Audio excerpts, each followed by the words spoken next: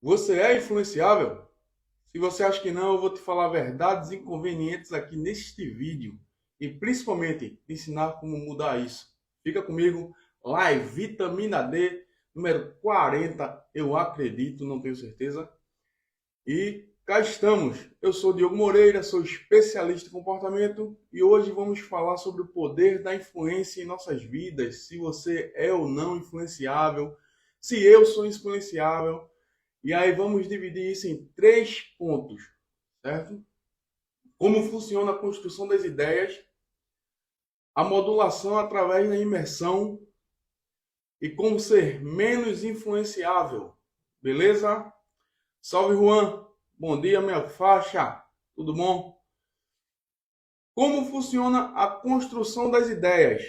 Você com certeza já deve ter ouvido que somos a média, que somos a média das 5 pessoas com as quais mais convivemos. Isso já é um indicativo que as outras pessoas que estão ao nosso redor exercem algum tipo de influência sobre nossas vidas. Sendo assim, nós somos influenciáveis.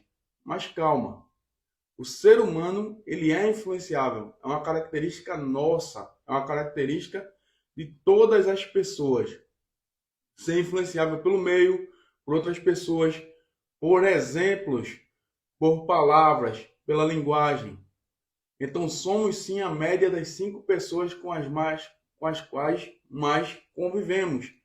E aí você deve ter percebido ao longo da vida muitas vezes coisas como, por exemplo, fulano era um cara que vivia aqui com a gente, mas depois que ele casou, ele agora só tem amizade com aquele outro ciclano ali, que também é casado, mas essa parte você não percebe de imediato e não está mais no rolê com a gente. E o que acontece? Exatamente porque as ideias mudam a partir de certos movimentos, as intenções. Então, para aquela pessoa faz mais sentido estar com um ciclano que também é casado, que vai fazer programas parecidos, que vai ter ideias parecidas, que vai ter planos parecidos, do que estar com 3, 4 amigos solteiros que estão marcando o próximo rolê, contando como foi o final de semana de farra, contando como foi pegar outra pessoa diferente. Por isso há essa mudança muitas vezes. Não é porque o cara virou um calça de cordão, não é porque o cara virou um cara que está amarrado, virou um dominado. É simplesmente a mudança de interesse. A partir do momento que ele se torna um homem casado, uma das 5 pessoas com que ele mais convive é a esposa. Então, vai começar a modificar a personalidade daquela pessoa. Isso só funciona em casamento? Não. Tinha um perfil bem famoso de memes na internet, que era o antes e depois da Federal, e mostrava as pessoas antes de entrar em uma universidade federal e ao término, ou após alguns meses, após alguns anos. E a diferença era chocante, chocante, chocante. Então, tem imagens lá de pessoas que eram cristãs da igreja, firmes na fé dela, só usavam um tipo de roupa, cabelo comprido, em caso de mulher, e após 2 anos de federal estava com a cabeça raspada, 60% do corpo tatuado, pró-aborto e tudo mais. Isso por quê? Porque ela entrou em um meio, as amizades dela mudaram, as amizades daquela pessoa mudou, o convívio daquela pessoa mudou, o campo das ideias onde ela foi colocada mudou e aquilo mudou a personalidade dela. Por quê? Porque há uma força de influência no meio, no todo. Você não consegue passar inerte a isso, você não consegue passar sem receber influência alheia. Outro exemplo muito comum, o pessoal começa a pedalar. O pessoal começa a pedalar e você vai ver dizendo que ciclista é tudo chato, porque só fala de bicicleta. Começa a gastar mais dinheiro em bicicleta. Isso é mais comum aqui na região, mas isso vale para tudo. Tem uma nova modalidade agora que é beach tênis. E a turma começa a jogar beach tênis, daqui a pouco tá gastando 15 mil reais em uma raquete de beach tênis. A pessoa vira vegano, começa a falar só sobre isso. Por quê? Porque começa a conviver com pessoas daquela mesma característica e aquilo ali molda o pensamento de forma que a pessoa fala muito mais daquilo. Por quê? Porque nossa boca fala do que nosso coração está cheio. E nosso coração se preenche do que mais consumimos, do que mais vemos, do que mais assistimos, do que mais temos inserções e estímulos externos. E aí a gente entra na segunda parte, que é a modulação através da imersão. Que imersão é essa? A começar pela infância. Na infância, nós somos tipo uma esponja. Tudo que vemos, absorvemos. Tudo que vemos, colocamos para dentro. E aí essa esponja, ela não consegue ainda perceber se algo é bom ou algo é ruim, se algo é certo ou errado. Ela vai ser muito através do exemplo. Tem uma frase muito conhecida que diz que a palavra convence, mas o exemplo arrasta. Então, um pai e uma mãe presentes vão fazer toda a diferença na vida de uma criança, vão fazer toda a diferença na forma como ele vê a vida adulta, como ele vê o relacionamento de adultos, como ele vê um relacionamento entre homem e mulher. Vai fazer toda a diferença naquilo, porque na infância, a criança ela não consegue entender ainda e discernir entre A ou B. Ela simplesmente vê aquilo e toma aquilo como verdade absoluta. Basta ver como, por exemplo, crianças que crescem em região de tráfico, elas não conseguem entender que entrar para um movimento é errado. Na cabeça delas, aquilo é a linha natural da coisa. E aí precisa de uma força externa ou até mesmo interna, dentro de casa, o pai, a mãe, mas precisa de uma força que rompa aquela ideia e mostre para a criança que aquilo ali não é o caminho certo. Precisa de uma força que mostre que tem outras possibilidades.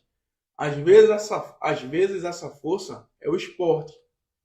Por vezes essa força é a música, por vezes é uma oportunidade de estudo, por vezes é descobrir uma vocação muito cedo, mas a menos que haja uma força externa, o meio vai influenciar a criança. Se uma criança cresce em meio a músicos, ele vai aprender música, porque naquele meio se fala muito de música. Se uma criança cresce com o exemplo de um pai e mãe atletas, provavelmente ele vai ser atleta. Por quê? Porque na mesa dele vai ter alimentos bons, porque os pais consomem alimentos bons.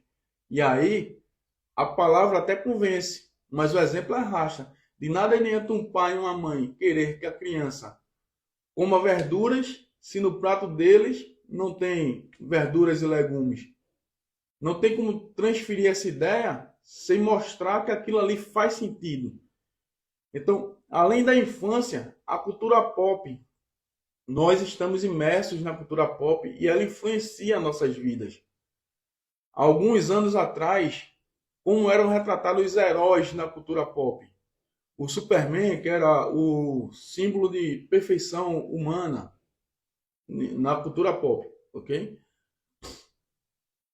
O Batman, que era um cara muito inteligente, sempre eram pessoas que tinham um senso moral acima da média e queriam fazer justiça. E através daquilo se criava a ideia na cabeça de quem lia de que aquele ali era o correto a ser feito. Então a cultura pop retratava os heróis de forma a trazer um senso de justiça, de caráter, trazer a ideia de que valores são importantes, de que certas coisas não podem ser corrompidas. E isso exerce influência sobre jovens adolescentes. Mas recentemente, a ideia é criar os heróis imperfeitos. Mas os imperfeitos muitas vezes são até mais perfeitos. No caso do filme da Capitã Marvel, ela não erra em lugar nenhum. Ela não comete erros ao longo do filme. Ela não comete nenhum deslize. Ela não tem nenhum balanço de personalidade. Isso desumaniza aquele personagem. e faz com que as pessoas não gostem. Por quê? Porque ele exerce influência sobre nós, a cultura pop exerce influência sobre nós, mas para exercer essa influência tem que haver uma identificação. Voltando lá, somos a média das 5 pessoas com as quais mais convivemos, mas só convivemos com quem nos identificamos. Então, a partir do momento que não há uma identificação com aquilo, com um deslize, com uma dúvida, com um medo, com um receio, você distancia aquilo da sua personalidade e não consegue se conectar. Só que não é apenas a Capitã Marvel atualmente. Existem vários personagens na cultura pop que estão sendo reescritos ou remodelados para que você aceite certa influência que você nem percebe que está entrando na sua casa. Esses dias apareceu um vídeo de um personagem de um desenho que são fantoches, que é Cocoricó, se eu não me engano, o nome do desenho. São os fantoches numa fazenda e o personagemzinho lá, o boneco, estava dizendo para a criança que é normal na escola ter um banheiro para os dois gêneros, para meninos e meninas. E o argumento desse personagem era que na sua casa você não tinha dois banheiros. Só que esse argumento é falho por vários motivos. Sem me alongar nisso, na sua casa todas as pessoas são conhecidas. No mundo exterior, não. Ok? Mas aí, o que acontece em relação a isso? É que quem produz aquele personagem, quem produz aquele show, sabe do poder da influência através da imersão. E sabe que a criança é uma esponja. Então ela vai absorver aquilo e vai entender aquilo como que é o certo, já que ela não tem referência do que é errado, do que é certo, e vai crescer com aquela ideia. Assim se influencia crianças, assim se influencia pessoas.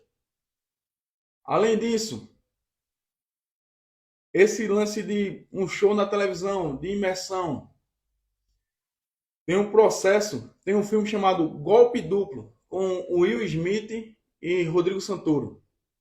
E nele se fala muito sobre golpes, trapaças e sobre o poder de influenciar pessoas através de subliminaridades.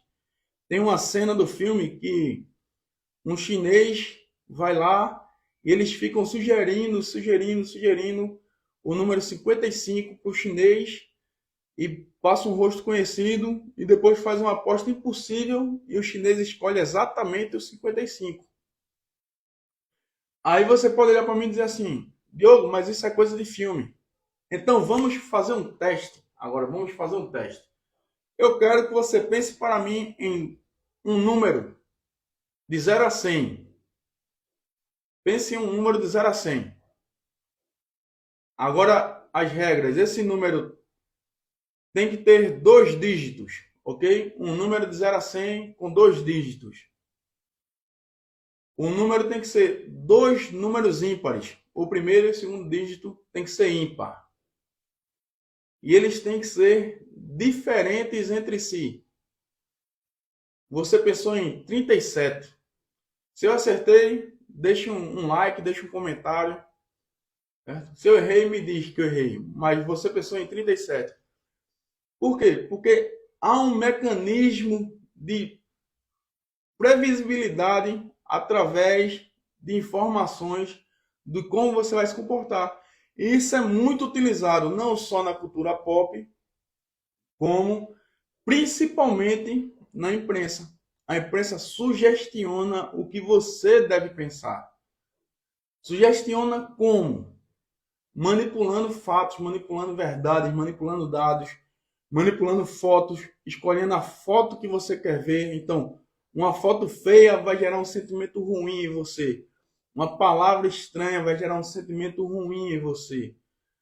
Aquela palavra repetida diversas vezes vai criar uma sensação de que você não gosta de algo, que você nem sabe o porquê. Você só não gosta, tem aquela sensação estranha de isso aí não me agrada. Essa manipulação através da imersão é como se Imagine você numa sessão de terapia constante, 24 horas por dia, 7 dias na semana, martelando que você deve fazer algo de um jeito. Você acaba sendo convencido daquilo. E é mais ou menos isso que o grande conglomerado de mídia e tudo mais faz. Mas além disso, tem o processo de influência e modulação através da linguagem, através da troca de palavras, para que algumas coisas não pareçam tão pesadas assim. E eu também não vou adentrar muito isso, mas o principal e mais conhecido é sobre aborto. Não se fala mais que é feio falar que você vai estar assassinando um bebê. Então, é aborto. Abortar um feto. Transforma o bebê em feto, desumaniza, tira o assassinato, bota aborto, e a partir daquilo ali, tá tudo beleza. A partir daquilo ali, opa, já é algo legal. Já é feio você questionar, já é feio você dizer que aquilo é ruim. Já é feio você ir contra, porque você não tem direito de ir contra. Porque aí é uma questão de saúde pública. Vê como passou para uma questão de saúde pública. E sendo saúde pública, você não pode reclamar. Então, o que era feio, assassinar bebês, se torna algo tão moral que se você acha ruim, você está indo contra a saúde pública da mulher, que é o aborto. Através da modificação da linguagem, tem até um livro, 1984, que cita a criação de um novo idioma para justificar algumas coisas, que é a nova língua. Então, através da modificação da linguagem, se modifica a percepção em relação àquilo. Mas aborto continua sendo assassinar bebês. Isso não vai mudar.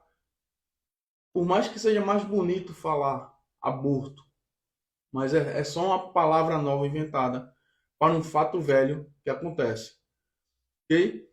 E aí, como ser menos influenciável? Como sofrer menos dessa influência? Primeiro que vai ser impossível ser totalmente não influenciável. Nós somos seres influenciáveis. Isso é um fato. Somos seres humanos, portanto influenciáveis. Pelo meio, por linguagem, por palavra, por pessoas, por tudo. Sofremos influências e nossa personalidade é fluida. Ela vai mudando, vai modificando através de experiências, ideias, conceitos. Então, para ser menos influenciável, é preciso principalmente desenvolver um pensamento crítico. E o primeiro ponto para isso é aceitar a possibilidade de estar errado em relação a algum assunto.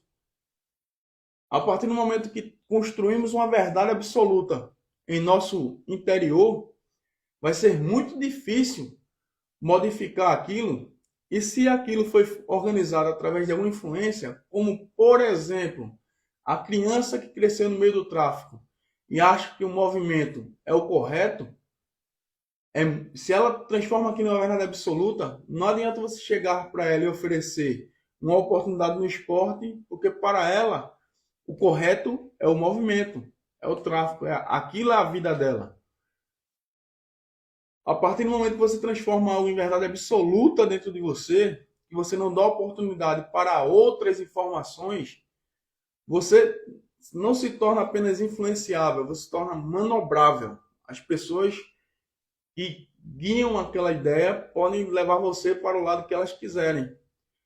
Pensar por si só é principalmente entender como Sócrates que nada sabemos. Só sei que nada sei. Então, o que eu sei, talvez eu nem saiba ainda. Talvez esteja ali construído de forma equivocada. E aí é necessário, sim, ver o outro lado das informações. Às vezes, mergulhar em outras opiniões, ouvir outras ideias e, a partir dali, confrontar suas próprias ideias e ver se aquilo faz sentido ou não. Mas tem até um texto, A Escutatória, eu não lembro o nome do autor, mas A Escutatória, que influi nessa situação, que é ouvir o outro lado, ouvir mesmo, não é ouvir para rebater o que o outro vai dizer, é ouvir e pontuar o que o outro está dizendo. Porque ouvir só para rebater não vai mudar nada, você está ali defendendo a sua verdade absoluta e pronto. Então, se for até fora de um debate, estudando, lendo, ou vendo um vídeo, ou ouvindo apenas para confrontar suas próprias ideias, esse é um jeito de ser menos influenciável. Então, como ser menos influenciável? Desenvolvendo um pensamento crítico, aceitando que pode estar errado às vezes. Então, através disso, indo ouvir o outro lado para confrontar suas próprias ideias, para confrontar seus pensamentos e verdades absolutas e aprendendo a pensar sozinho e questionar essas questões absolutas também, essas questões que são prego batido e ponta virada.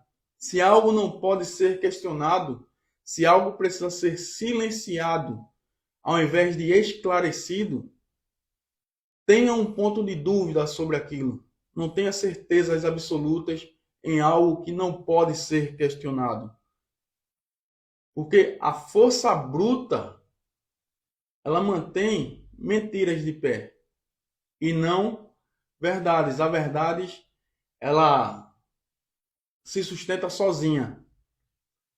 Tem uma fábula que fala sobre, para encerrar, tem uma fábula que fala sobre um dia que a verdade vestiu suas roupas e encontrou a mentira pelo bosque. E ao encontrar a mentira disse: "Bom dia, dona Verdade." E a verdade foi lá fora, olhou para o céu, constatou que realmente era um dia bom, que estava claro, que não havia nuvens, que o céu estava limpo. E estranhou a mentira estar dizendo a verdade e disse: "Bom dia, dona Mentira." Então a mentira falou: "Que clima agradável estamos." E a verdade parou e constatou mais uma vez que a mentira estava falando a verdade. Estava um clima agradável. Estava um clima ameno, não muito calor, não muito frio. E então a verdade relaxou com a mentira. Ela relaxou. E a mentira foi e disse: "Vamos tomar um banho no lago?" "Vamos tomar um banho no lago, a água está agradável." E a verdade disse: "Ok, vamos." A mentira então tirou suas roupas, entrou no lago e disse: "Venha, dona Verdade, a água está muito agradável." A verdade tirou suas roupas e entrou também no lago para tomar aquele banho. Ao entrar no lago, a mentira saiu rapidamente e vestiu as roupas da verdade e correu pela cidade. A verdade, se recusando a vestir as roupas da mentira, preferiu então sair do jeito que estava, nua, como veio ao mundo. E desde então é mais agradável aceitar a mentira com roupas de verdade do que a verdade nua e crua. Beleza? Esse foi o Live Vitamina D.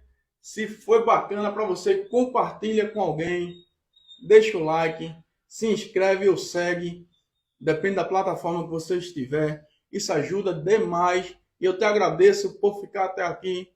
Quarta-feira que vem estaremos juntos novamente com a graça de Papai do Céu. Até lá!